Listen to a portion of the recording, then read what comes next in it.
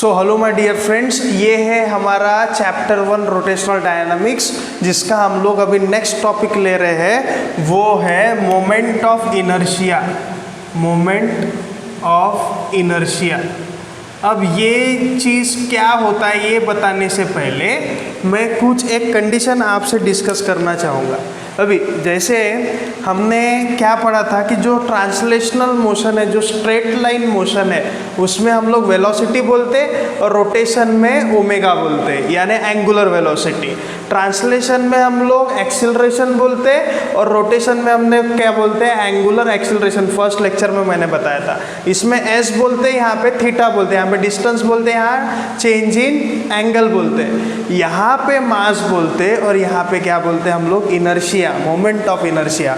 मतलब जब हम किसी चीज़ को रोटेशन में ला रहे हैं, सर्कुलर मोशन में ला रहे हैं, तो वो मास नहीं रहता है, वो मास कन्वर्ट हो जाता है इनर्शिया में। किसमें कन्वर्ट हो जाता है?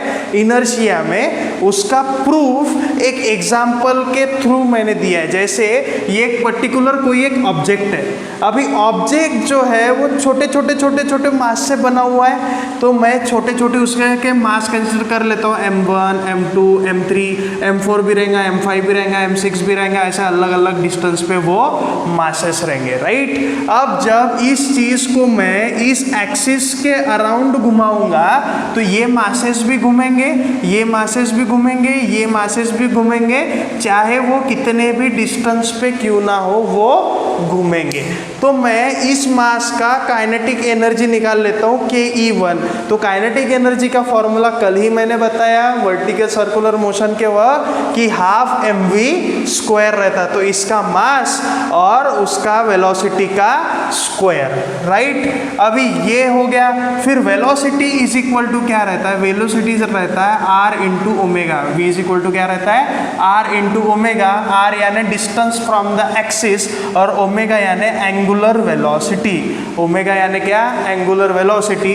तो यहाँ पे मैंने r ओमेगा का स्क्वायर डाल दिया, तो r स्क्वायर और ओमेगा स्क्वायर मिल गया।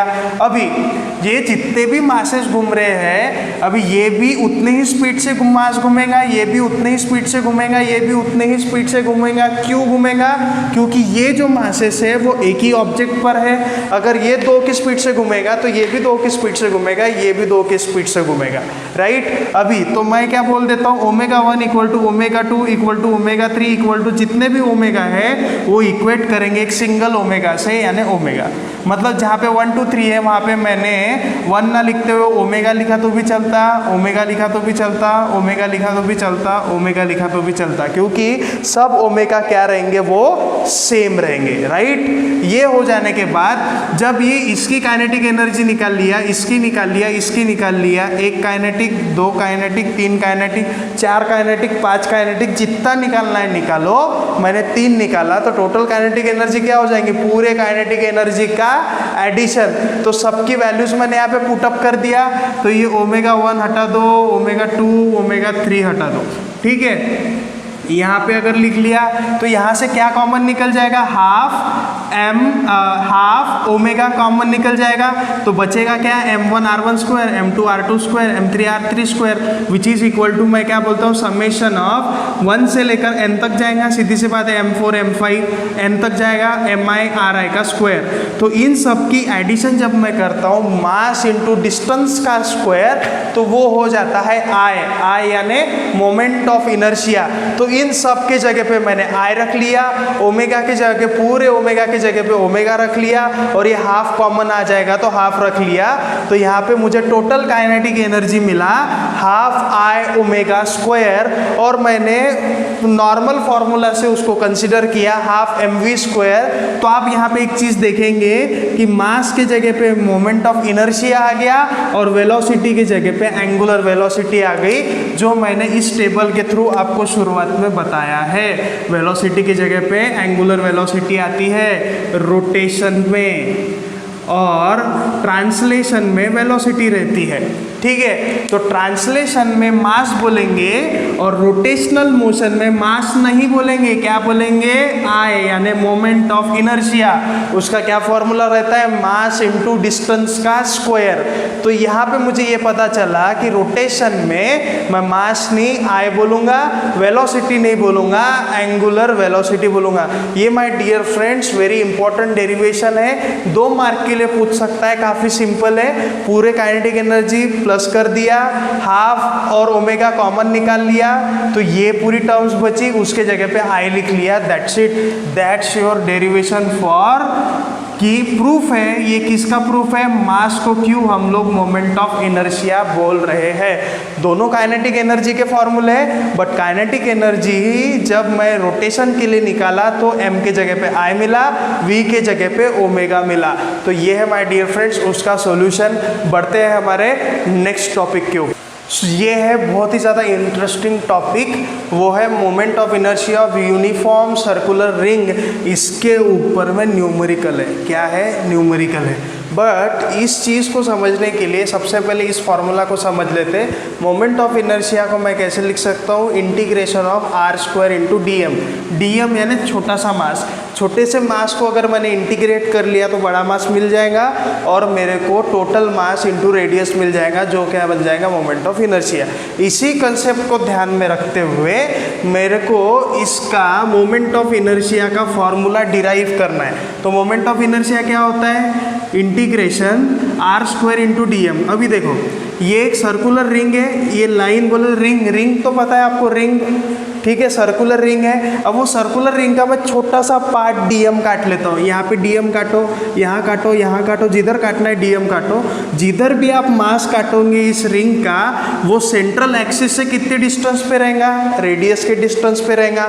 मतलब कहीं पे भी आप काटो आपको डिस्टेंस कितना मिलेगा, आर मिलेगा, और जो इसका टोटल रेडियस रहेगा, तो मैं आर लिख लिया, आर के जगह पे कैपिटल आर लिख लिया। फिर उसके छोटे मास को मैंने इंटीग्रेट करना है। अब जो ये आर है ये पूरे रिंग के लिए कांस्टेंट है, तो कांस्टेंट बाहर निकल जाता है, इंटीग्रेशन में बचता है इंटीग्रेशन। अभी डीएम का इंटीग्रेशन होता है एम। इंटीग्रेशन नहीं पता होगा तो मुझे फिर से व्हाट्सएप पे बताना, मैं इंटीग्रेशन पे ये जितना अपने काम का इंटीग्रेशन है उस पर मैं एक छोटा सा वीडियो अपलोड कर दूंगा। तो डीएम का इंटीग्रेशन होता है एम। अब इसके लिमिट कितनी लगी है, 0 से लेकर एम तक। अब ये छोटे छोटे छोटे छोटे छोटे छोटे मास अगर मैं ऐड करते जाऊंगा तो मेरे को इस रिंग का टोटल मास मिलेगा। तो मैंने क्या कर दिया, उसको 0 से लेकर m तक उसको मैंने इंटीग्रेट कर दिया। तो m के जगह पे अपर लिमिट माइनस m के जगह पे लोअर लिमिट लग दिया। तो m minus 0 is m, m into r square is m r square. मतलब इस रिंग का मुझे मोमेंट ऑफ इनर्शिया कितना मिला, एम आर स्क्वायर। जब भी न्यूमेरिकल में पूछा जाएगा कि आपको मोमेंट ऑफ इनर्शिया निकालना है तो डायरेक्ट उस रिंग का मास इंटू रेडियस का स्क्वायर कर लेना, इसका मोमेंट ऑफ इनर्शिया मिल जाएगा।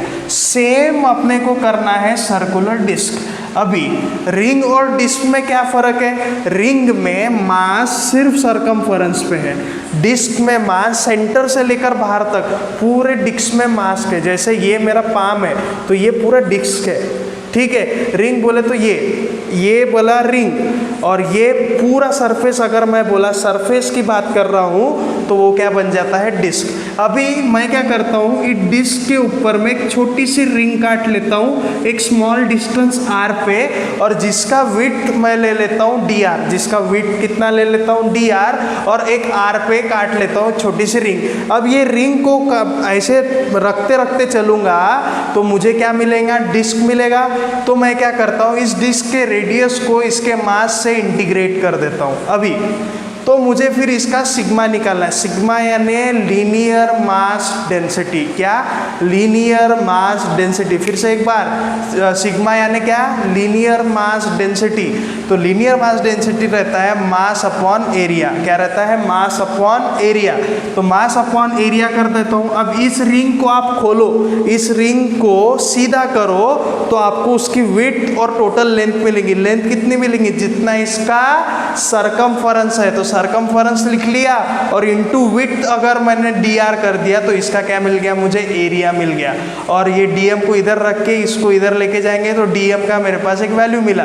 इस dm के वैल्यू को मैंने इस इंटीग्रेशन में पुट किया, फिर इस इंटीग्रेशन से मैंने कांस्टेंट टर्म, ये 6 नहीं है सिग्मा है, सिग्मा यानी फिर से लीनियर मास डेंसिटी, तो 2 पाई को मैंने बाहर निकाल लिया।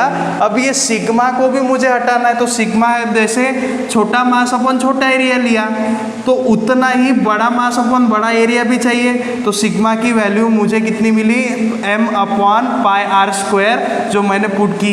अब इसका जो रेडियस है टोटल वो तो कांस्टेंट है, तो कांस्टेंट टर्म मैंने बाहर लिख लिया।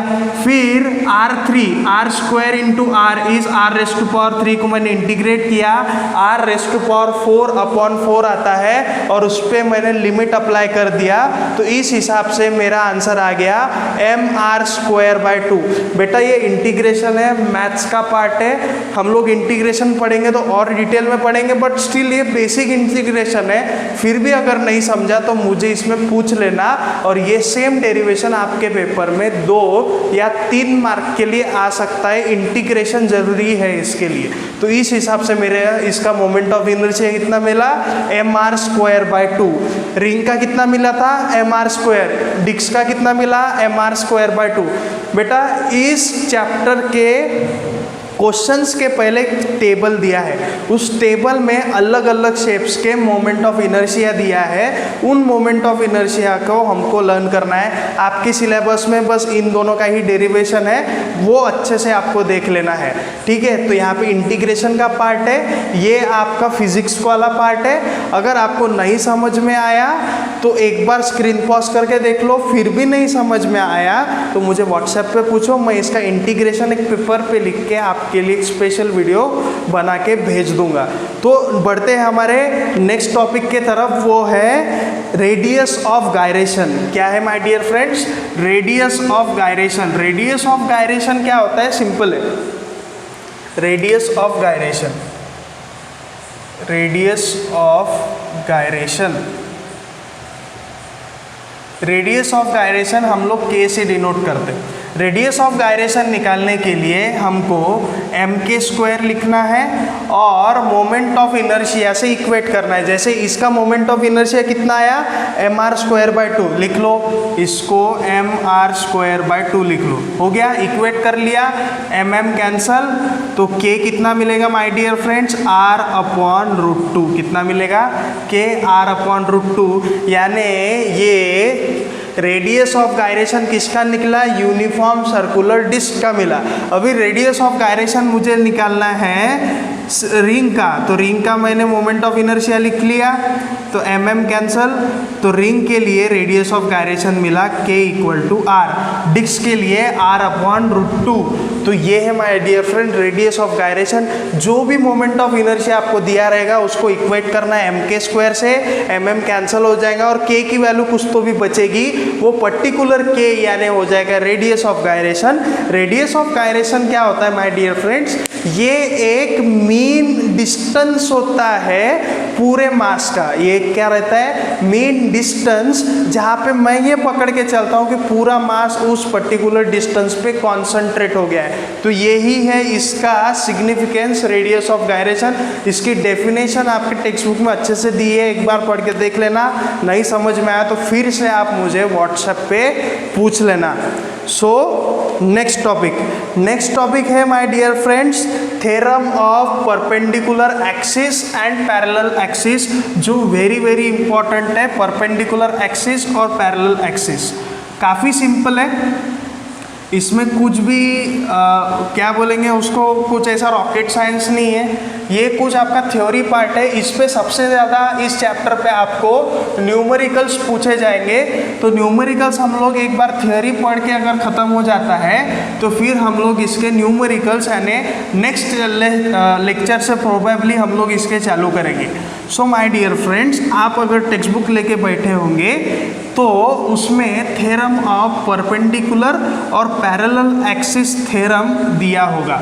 तो सबसे पहले हम लोग देखेंगे पैरेलल एक्सिस थ्योरम। अभी कभी कभी क्या रहता है कि हमको मतलब एक्सिस कुछ और दिया रहता है और कोई भी एक्सिस के अराउंड हमको उसका मोमेंट ऑफ इनर्शिया पता होता है, तो उस एक्सिस को प्री डिफाइन करने के लिए मैं क्या करता हूँ, एक थ्योरम यूज करता हूँ जिसको मैं पैरेलल एक्सिस थ्योरम बोलता हूँ। क्या बोलता हूँ? Parallel axis theorem. तो पैरेलल एक्सिस थ्योरम क्या बोलता है, जैसे कोई एक बॉडी है, ये उसका सेंटर ऑफ मास है जहाँ पे उसका पूरा मास कॉन्सेंट्रेट है, और इसके ही अराउंड एक पैरेलल एक्सिस है, इसको मैं आईसी बोल देता हूँ, moment of inertia around centre of mass, और इसको मैं आई पैरेलल बोल देता हूँ, और इनके बीच में एक डिस्टेंस रहता है जिसको मैं डी बोलता हूँ, और इसके अराउंड मुझे मोमेंट ऑफ इनर्शिया पता करना है। तो मैं क्या करता हूँ, आई पी इक्वल टू हो जाता है आई सी प्लस एम इंटू ये टोटल मास इंटू जितना डिस्टेंस है उसका स्क्वायर। तो इस प्रकार से मुझे इसका क्या मिल जाता है, पैरेलल एक्सिस थ्योरम, यानी इसके अराउंड मुझे मोमेंट ऑफ इनर्शिया निकालना है। तो ये मोमेंट ऑफ इनर्शिया मुझे पता होता है, ये परपेंडिकुलर डिस्टेंस, ये कैसा रहता है, परपेंडिकुलर डिस्टेंस मुझे पता होता है। तो इस प्रकार से मुझे ये फॉर्मूला मिल जाता है। अब ये देखो डेरिवेट करने के लिए क्या करना है, इसके अराउंड आप मोमेंट ऑफ इनर्शिया ले लो, तो आईपी क्या हो जाएगा, इंटीग्रेशन ऑफ डी से आईपी का डिस्टेंस कितना है, डीओ का स्क्वायर इंटू डीएम, यानी छोटा मास मैंने ले लिया। अभी आईपी मैं फिर से लिख लेता हूँ, इंटीग्रेशन डीओ देखो क्या है, हाइपोटेनियस है, इसका और इसका, तो मैं लिख लेता हूँ O N square plus D N square, ठीक है, इंटू डी एम लिख लिया।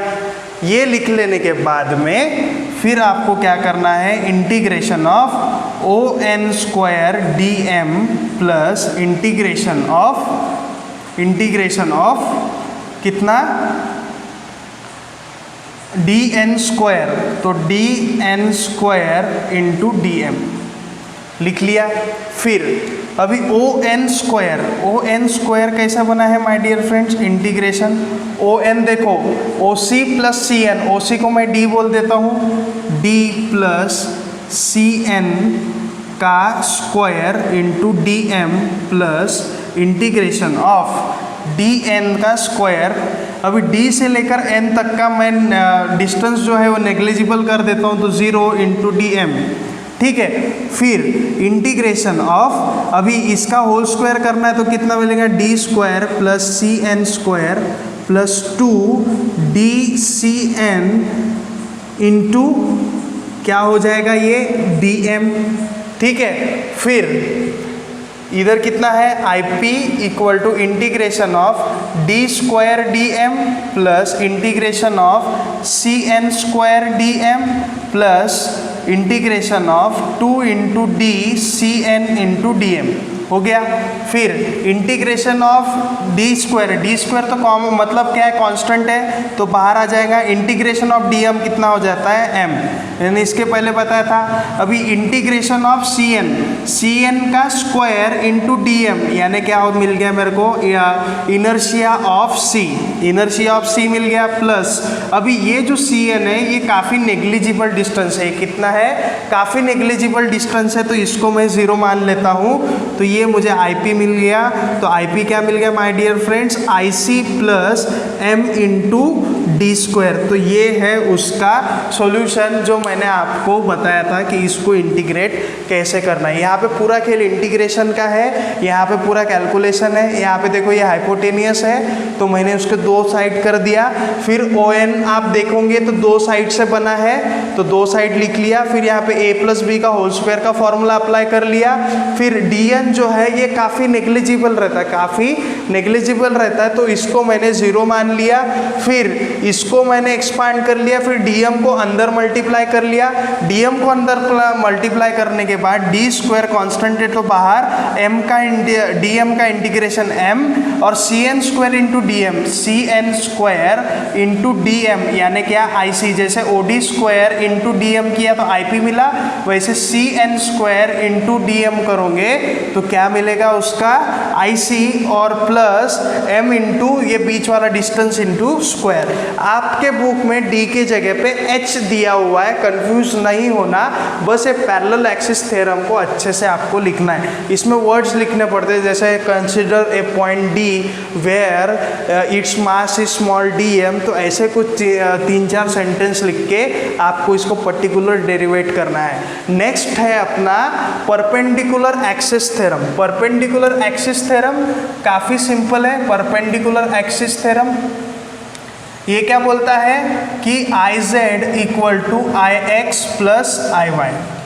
अभी इसके लिए भी एक मास कंसीडर मैंने किया, ठीक है। मास कंसीडर कर जाने के बाद में मैंने एक एक्स एक्सिस लिया, एक वाई एक्सिस लिया, एक जेड एक्सिस लिया। ये जेड, ये एक्स, ये वाई। अभी इसके पैरेलल ये एक हो गया और इसके पैरेलल ये एक हो गया, राइट। तो ये एक एक्सिस अपने को मिल गया। तो इसके परपेंडिकुलर ये डिस्टेंस, इसके परपेंडिकुलर ये डिस्टेंस, तो यहाँ पे मिला मुझे आई एक्स, यहाँ पे मिला मुझे आई वाई, और इसके परपेंडिकुलर डिस्टेंस यानी ये क्या हो गया आई जेड। तो यहाँ पे आप देखेंगे कि आई एक्स और आई वाई के बीच में 90 डिग्री का एंगल होता है, और ये क्या बन जाएगा उसका परपेंडिकुलर, मतलब उसका हाइपोटेनियस।